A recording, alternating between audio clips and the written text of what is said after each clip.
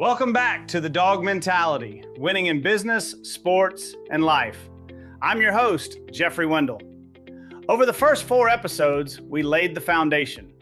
We broke down the 4 pillars of the DAWG Mentality for the individual: discipline, attitude, will, and gratitude. We looked at the science of personal peak performance. But here's the absolute truth about winning. No one does it alone. Today, we are shifting gears. We are moving into part 2 of this series, the DAWG Mentality in Business.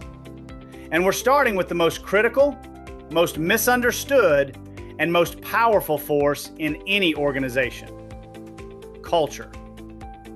How do you get a group of individuals to stop playing for themselves and start playing for the name on the front of the jersey? How do you build a team that will literally run through a wall for each other?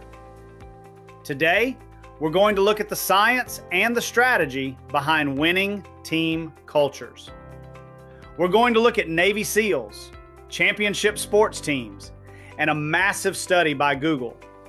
And I'm going to give you the exact blueprint for building a team-first culture in your organization. Let's get after it.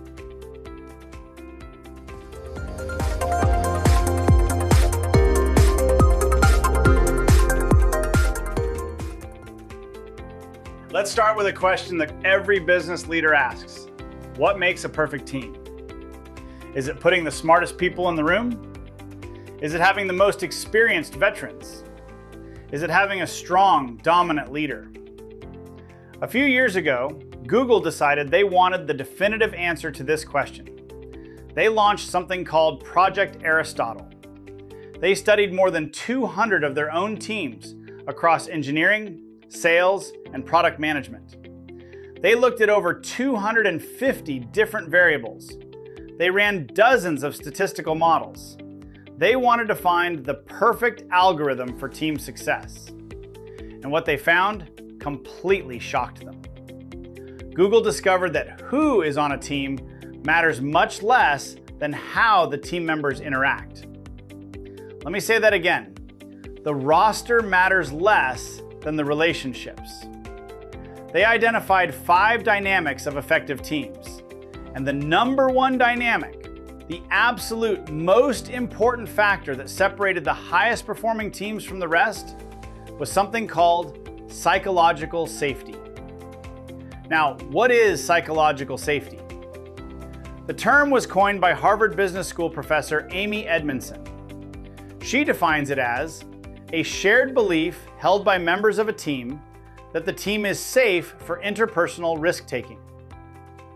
In a psychologically safe culture, team members aren't afraid to admit a mistake.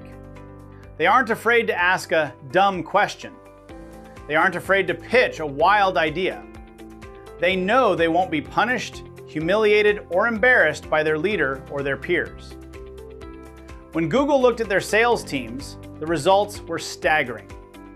Sales teams with high psychological safety exceeded their sales targets by 17%. Teams with low psychological safety fell short of their targets by up to 19%. That is a massive swing in revenue, driven entirely by culture. So, how do you build it? Professor Edmondson gives 3 practical steps for leaders.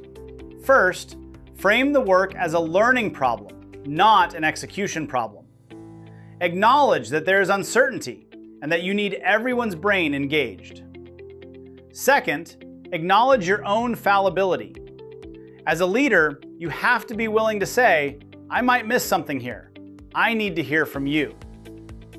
And third, model curiosity. Ask a lot of questions.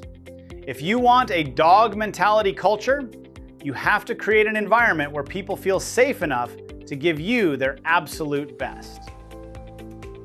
But psychological safety is just the beginning. It rests on a deeper foundation. And to understand that foundation, we have to look at one of the most elite, high-performing teams on the planet, the United States Navy SEALs. Author and researcher Simon Sinek spent time with the Navy SEALs, trying to understand how they select the absolute best of the best. The SEALs evaluate candidates on two metrics: performance and trust. Performance is about technical competence. How well do you shoot? How fast do you move? How well do you execute the mission? That's performance. Trust is about character. Do you have my back? Will you put the team before yourself? Can I trust you with my life? And can I trust you with my wife and my wallet? That's trust. Now, obviously, everyone wants the high performer with high trust, and nobody wants the low performer with low trust.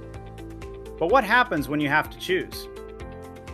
Sinek discovered that the Navy SEALs will take a medium performer with high trust over a high performer with low trust every single time. In fact, they will even take a low performer with high trust over a high performer with low trust. Why?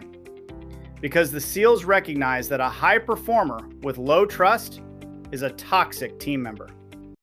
They might hit their individual targets, but they destroy the fabric of the team. They make everyone else around them worse. In the business world, we are obsessed with performance. We promote the top salesperson, even if they are a nightmare to work with. We reward the brilliant engineer, even if they tear down their colleagues. But Stephen M.R. Covey, in his book, The Speed of Trust, proves that this is a massive business mistake. Covey shows that trust is not just a soft, nice-to-have quality. It is a measurable economic asset. Covey's formula is simple. When trust goes up, speed goes up, and costs go down. When trust goes down, speed goes down, and costs go up. Think about it. If you don't trust your team, you have to micromanage them. You have to put redundant processes in place. You have to double check their work. Everything slows down and everything costs more. But when you have high trust, you can move with incredible speed. If you want a team that will run through a wall for each other, you have to hire for trust, train for trust, and fire for a lack of trust. This brings us to one of my favorite examples of team culture in the history of sports. If you follow international rugby, you know about the New Zealand All Blacks. They are statistically the most successful sports franchise in history. Over more than a century, they have a winning percentage of over 77%. How do they sustain that level of excellence for over 100 years? It comes down to a cultural mandate introduced by their mental skills coach, Gilbert Enoka. It's a policy that is policed by the players themselves. They call it the no dickheads policy. Excuse the language, but that's exactly what they call it. The philosophy is simple. No one is bigger than the team. Individual ego must be subordinated to collective success. A dickhead is someone who makes everything about themselves.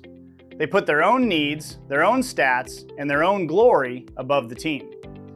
And the All Blacks simply do not tolerate it. It doesn't matter how talented you are. If you have a toxic ego, you don't wear the black jersey. They have a core principle called sweep the sheds. After a grueling, brutal test match in front of 80,000 screaming fans, the most senior players on the team, the global superstars, pick up brooms and sweep the locker room clean. They don't leave it for the rookies. They don't leave it for the janitorial staff. The leaders sweep the sheds. It is a profound act of humility and service. It reminds every single player that they are stewards of the legacy, not the stars of the show. We see the exact same philosophy in the NBA with Greg Popovich and the San Antonio Spurs. Coach Popovich built a dynasty not just by drafting talent, but by drafting character. He looked for players who possessed a genuine selflessness. Popovich famously said, "A strong culture is not about winning. It's about creating an environment where everyone can be their best selves." In business, we have to adopt this same mindset. We have to sweep the sheds. As leaders, we have to model humility. We have to celebrate the assist as much as the goal. We have to create a culture where selflessness is rewarded and toxic ego is shown the door. So we have psychological safety, we have high trust, we have selflessness, but a DAWG mentality culture is not just a warm, fuzzy support group. It is a high-performance engine. And the fuel for that engine is accountability. But not just top-down accountability. I'm talking about collective accountability. In 1993, John Katzenbach and Douglas Smith wrote a landmark book called The Wisdom of Teams. They studied hundreds of teams across dozens of companies, and they came up with the definitive definition of what makes a quote-unquote real team. They defined a team as a small number of people with complementary skills who are committed to a common purpose, performance goals, and approach for which they hold themselves mutually accountable. Listen to that last part. For which they hold themselves mutually accountable. A group of people is not a team just because you put them in the same department and call them a team. If the only accountability comes from the boss, you don't have a team. You have a work group. In a true DAWG mentality culture, the team members hold each other accountable. Patrick Lencioni, in his classic book, The 5 Dysfunctions of a Team, explains exactly how this works. He built a pyramid of team dysfunctions. At the bottom is an absence of trust. If you don't have trust, you have a fear of conflict. People won't debate ideas honestly.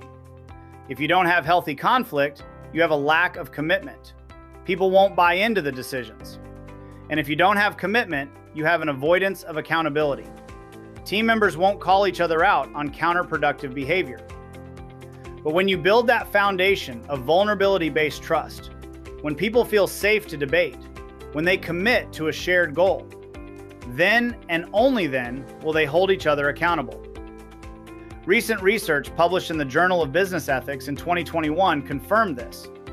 The study found that team accountability is strongly related to team trust, commitment, and efficacy. When team members share the expectation that they are answerable to each other, performance skyrockets. Harvard Business Review research shows that teams aligned on shared priorities are 25% more productive. When you have collective accountability, you don't have to manage every detail. The culture manages the details. The culture sets the standard.